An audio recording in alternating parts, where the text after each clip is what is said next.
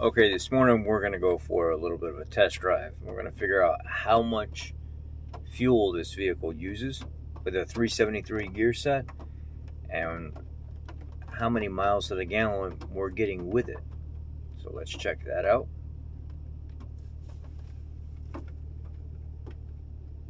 We're at 224,633 right now. 224,633. So we're going to go drive for about 2 hours and figure this out.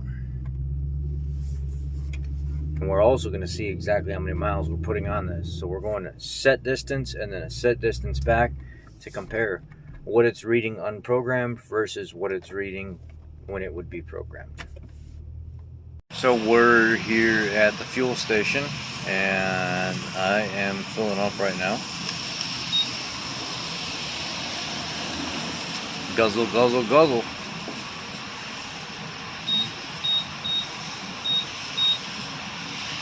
We're going to talk about fuel this week too. We're going to do a segment this weekend why I always stop at Shell to get my fuel.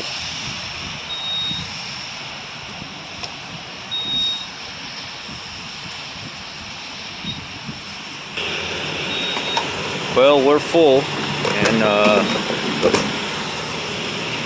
time to go on our trip.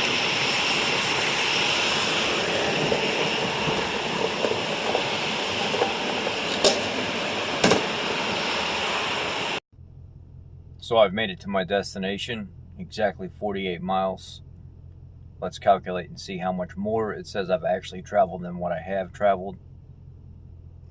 My fuel mileage is pretty much stayed at 24.5 miles per gallon.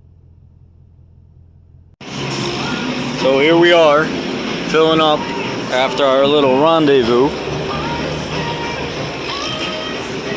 See where we're at.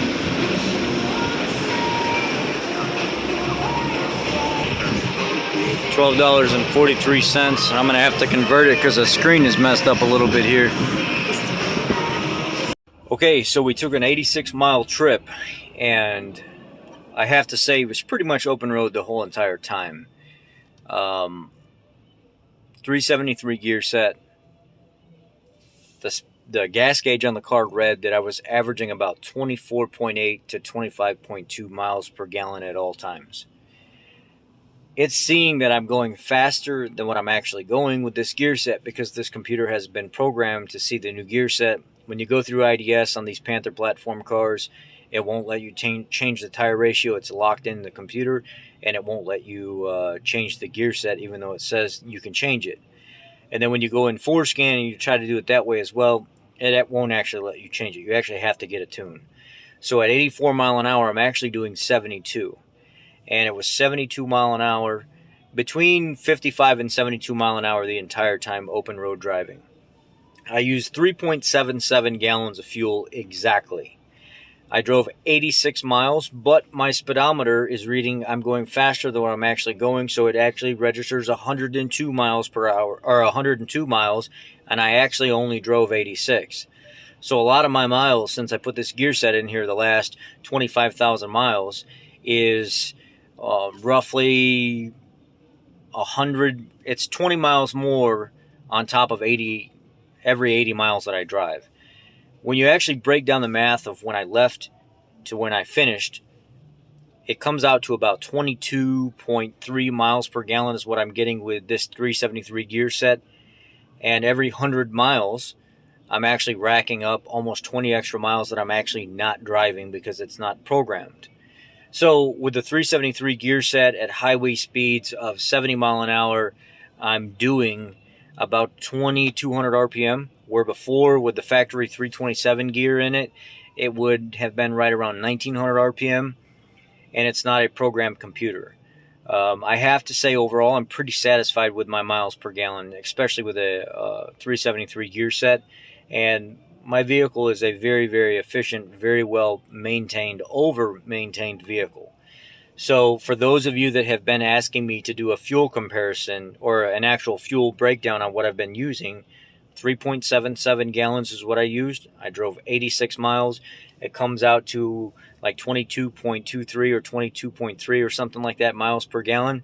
And when you don't program the computer to the new gear set, which I'm going to get a Mo-Tune for that, so he can fix all that for me and take off my governor, actually move it out quite a bit. And I've been talking to Mo's Speed Shop quite a bit about this, the Marty Tune. 102 miles is what I registered, but I actually only drove 86 miles.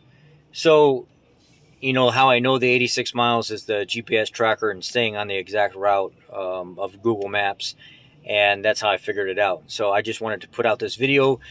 Some of you might find this interesting. Great fuel mileage with the 373 and the 462 valve.